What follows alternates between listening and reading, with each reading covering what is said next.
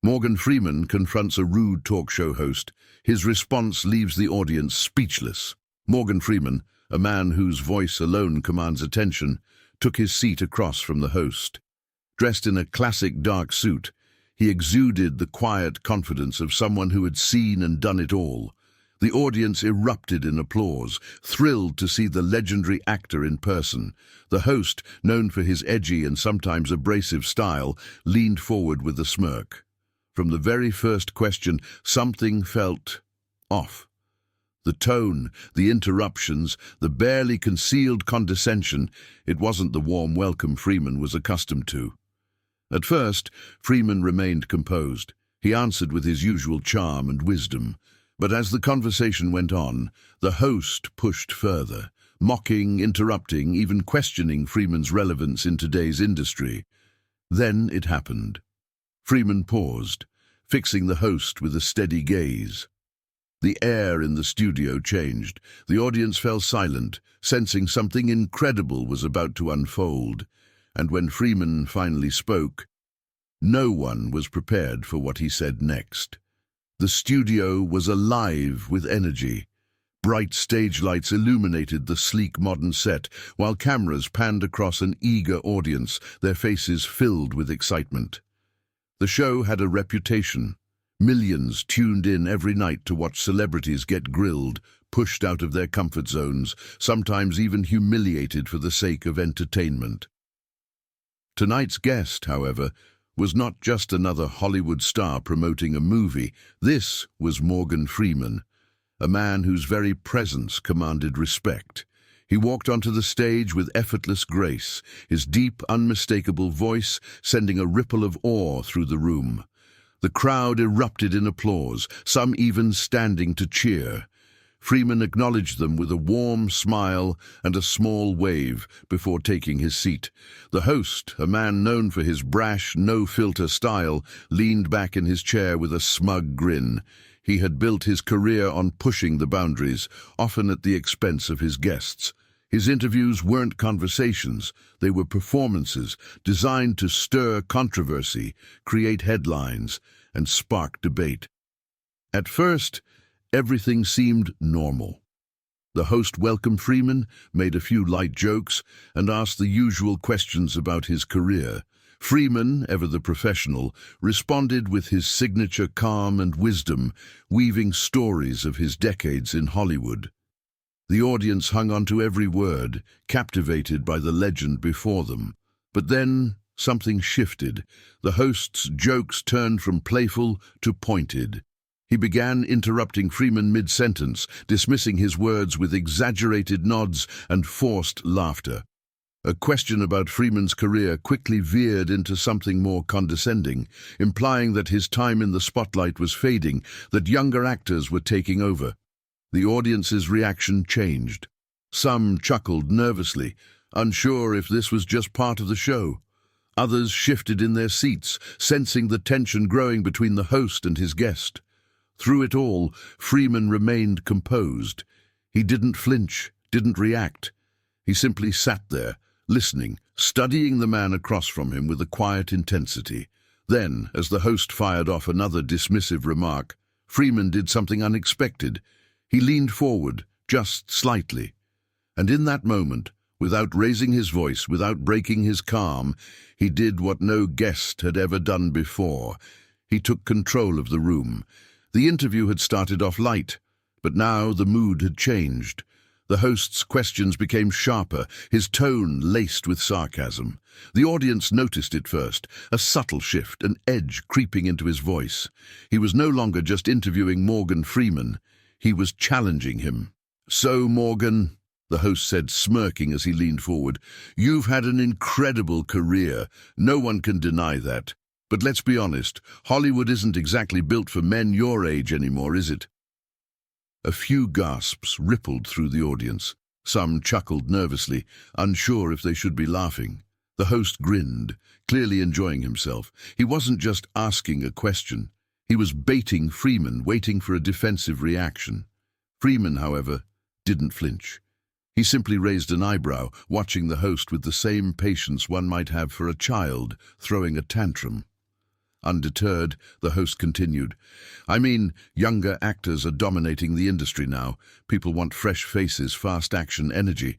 Don't you ever feel like, well, maybe it's time to step aside, let the next generation take over? The audience tensed.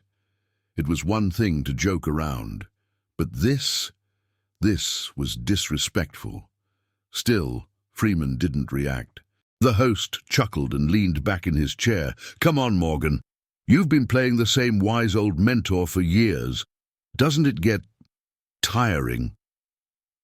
A few uncomfortable laughs came from the crowd. Others sat in stunned silence, watching, waiting. Would Freeman fire back? Would he lash out? Would he let this man talk to him like this? The host, mistaking Freeman's silence for hesitation, pressed further. I mean, I get it. That voice of yours. It's legendary. But do you ever worry that's all people remember you for? Just a voice? Just another actor who got lucky? That was it. The moment the words left the host's mouth, the energy in the room changed. The audience wasn't laughing anymore. The air felt thicker, heavier, as if something unseen had just shifted. Freeman, still calm, still composed, finally moved. He tilted his head ever so slightly, folding his hands in front of him. His eyes, sharp and unreadable, locked onto the host's. The host, for the first time, looked slightly uncomfortable. And then, silence. A long, deafening silence. The kind that stretches too long. The kind that makes people squirm. The host shifted in his seat, forcing a chuckle. I mean, no offense, of course. I'm just asking the questions people are thinking, right? But the audience wasn't thinking that. They weren't laughing. They weren't nodding along. They were waiting. Waiting to see how Morgan Freeman, one of the most respected men in Hollywood, would respond to this. The air in the studio had changed. The host, who had been so confident just moments ago, suddenly found himself in an unfamiliar place, waiting. Waiting for a response, for a laugh, for anything to fill the silence that now loomed over the room. But Morgan Freeman said nothing. He simply sat there, his fingers gently intertwined, his gaze fixed on the host. He wasn't angry. He wasn't rattled. He was simply watching. The seconds stretched. The audience, once buzzing with nervous laughter, had gone completely still. Even the camera crew, trained to remain neutral, could feel the shift.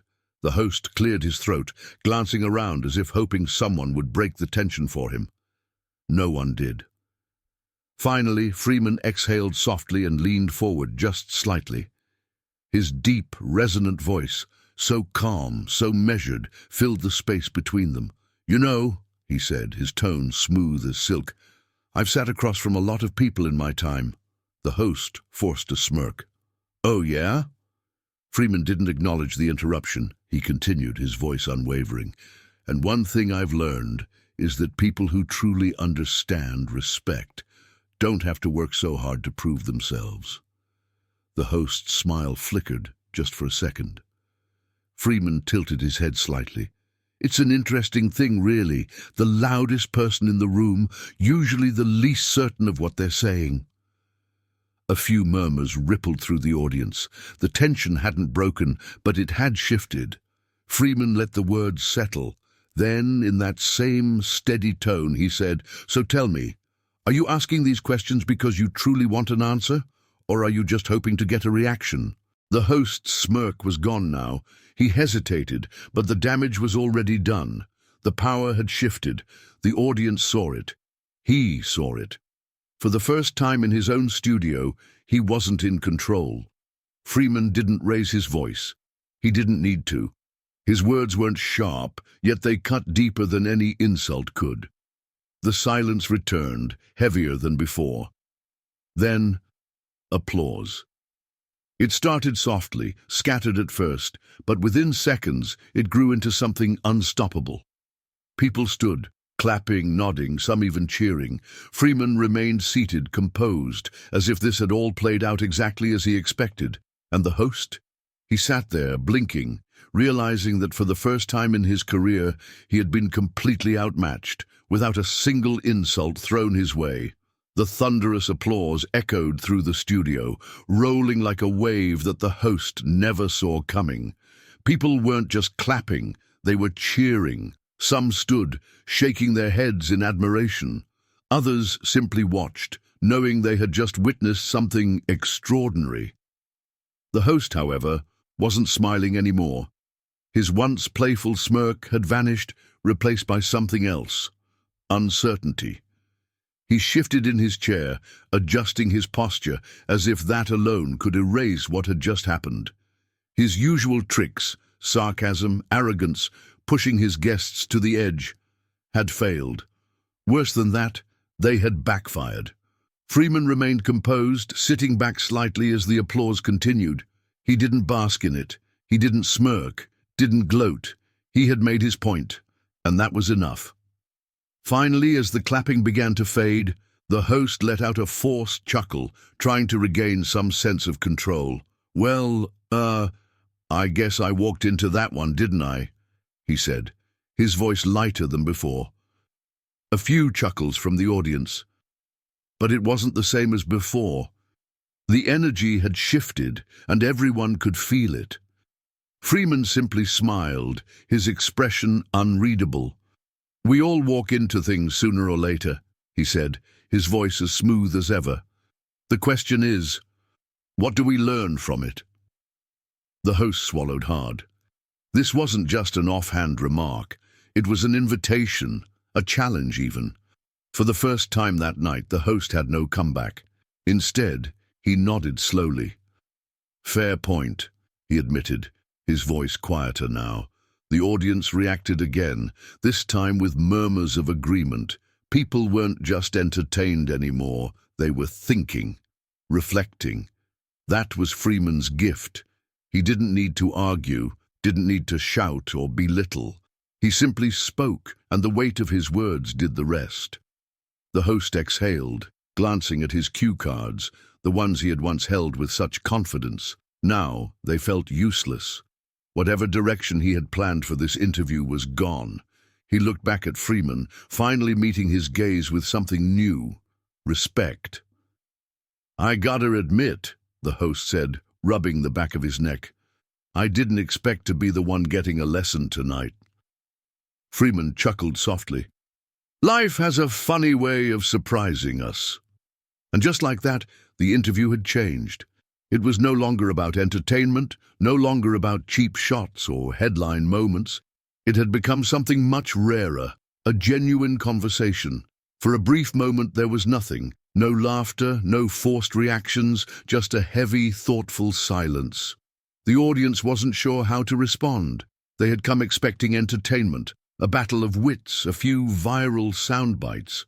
What they had just witnessed, however, was something entirely different. Then, as if on cue, a single person in the front row began clapping. It was slow at first, hesitant. Then another joined in, and another. Within seconds, the entire audience was on its feet. The applause erupted, filling every inch of the studio. But this wasn't the usual talk show applause, the kind that came from flashing applause signs and trained studio cues. This was real, the kind of clapping that comes when people aren't just entertained, but moved. The host sat back, his hands folded in his lap, taking it all in. He knew applause when he heard it, but this wasn't for him. This was for Freeman, for the moment he had created, for the lesson he had just taught, without ever raising his voice. Freeman, still seated, gave a small, appreciative nod. He didn't bask in the attention, didn't acknowledge it with anything more than a quiet smile. It was never about winning the moment. It was about creating one. The host finally stood, taking a deep breath. When the applause started to settle, he turned back to Freeman and shook his head with a half-smile. "Well," he said, his tone softer now, "I think I just got outclassed on my own show."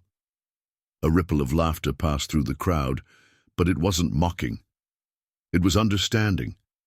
Even the host knew he had played the game wrong. Freeman chuckled, his voice low and warm.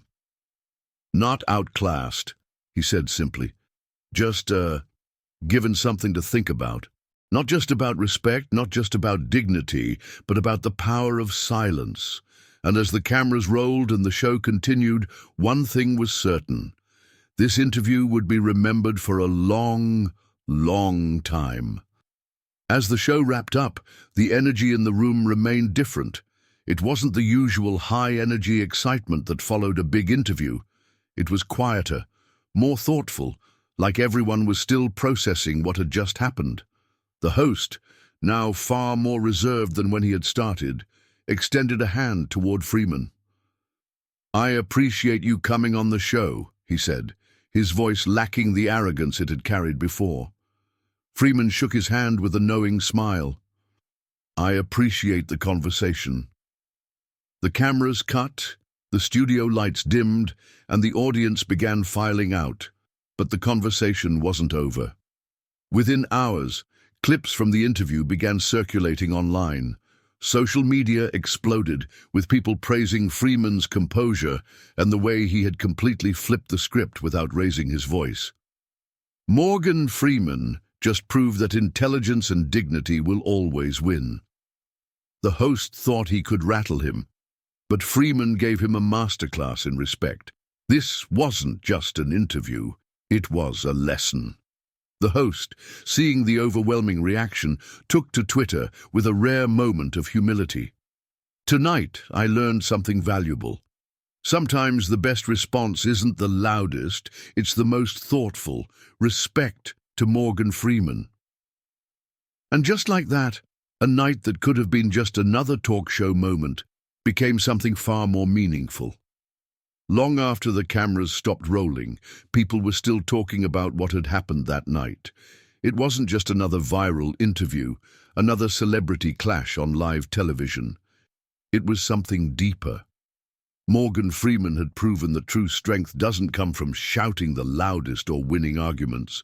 It comes from grace under pressure. While the host had tried to provoke, mock, and control the conversation, Freeman had done something far more powerful. He had paused, he had listened, and with just a few carefully chosen words, he had changed the entire energy of the room. The audience had seen it. The host had felt it. And the world was reminded of something important. Dignity and intelligence will always outshine arrogance. In a time where people rush to react, where anger and quick comebacks dominate conversations, Freeman's response was a lesson for everyone. Because sometimes the most powerful thing you can do is simply let silence speak for itself. And with that, Morgan Freeman didn't just win the moment, he redefined it, a moment the world would never forget.